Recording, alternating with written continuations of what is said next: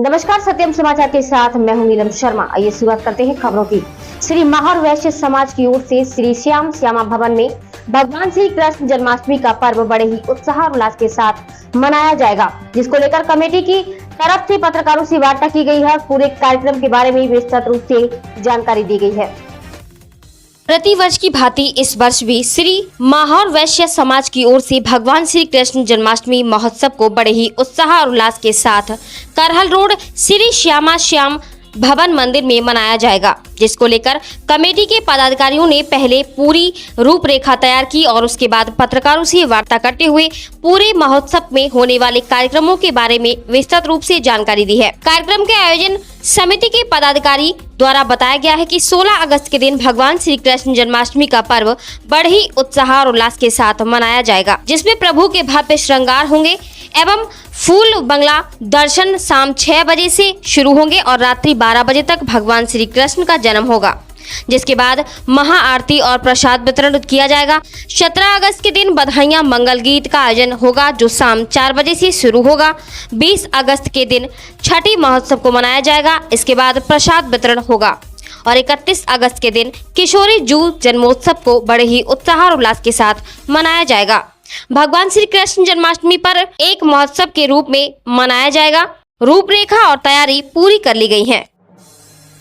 ये जो मंदिर श्री श्याम भवन करहल रोड है, करहल रोड पर स्थिति है। ये बहुत प्राचीन मंदिर है हमारे समाज का, श्री महार वैश्य समाज का।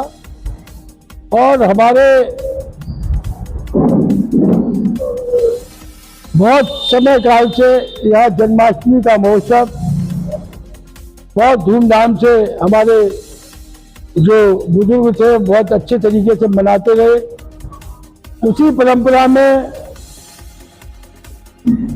हम लोग इस कार्यक्रम को थोड़ा सा और नए स्वरूपों में, नए रूप में जन्माष्टमी महोत्सव के रूप में मनाते हैं। इस जन्माष्टमी महोत्सव पर पूरे महोत्सव के 4 कार्यक्रमों को अलग अलग रूप में मनाती हैं। पहला जन्माष्टमी महोत्सव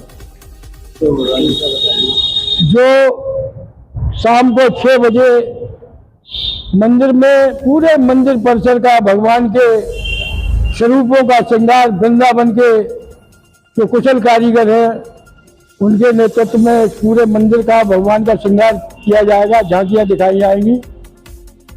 और रात को 12 बजे भगवान का जन्मोत्सव बहुत यहाँ भीड़ भाड़ के साथ पूरे धूमधाम से मनाया जाता है। और उसी में फिर उसके बाद महाआरती का आयोजन, महाआरती के आयोजन के बाद हम लोगों का प्रसाद वितरण।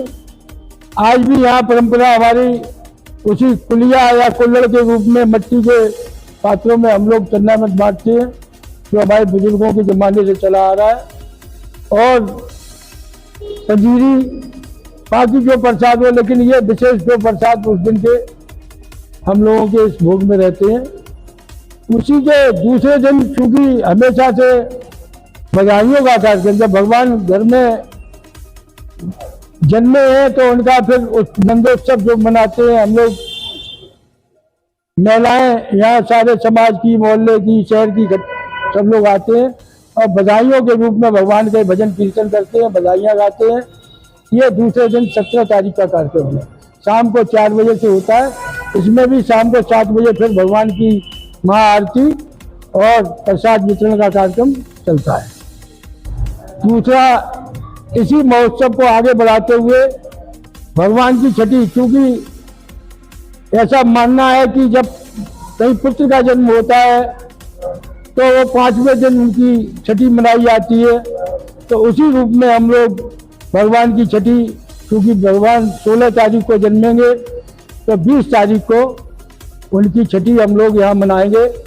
छठी पे भी फिर एक अलग छठा के साथ में इस मंदिर का श्रृंगार किया जाता है और साथ में भगवान का वो स्वरूप जो लोग पालने में भगवान को देखना चाहते हैं, यहाँ पालना लगता है।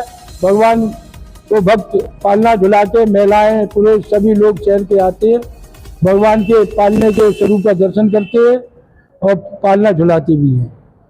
इसके बाद हम लोगों का 31 तारीख को जो इस महोत्सव का पूर्ण कार्यक्रम होता है वो राधाष्टमी के साथ होता है।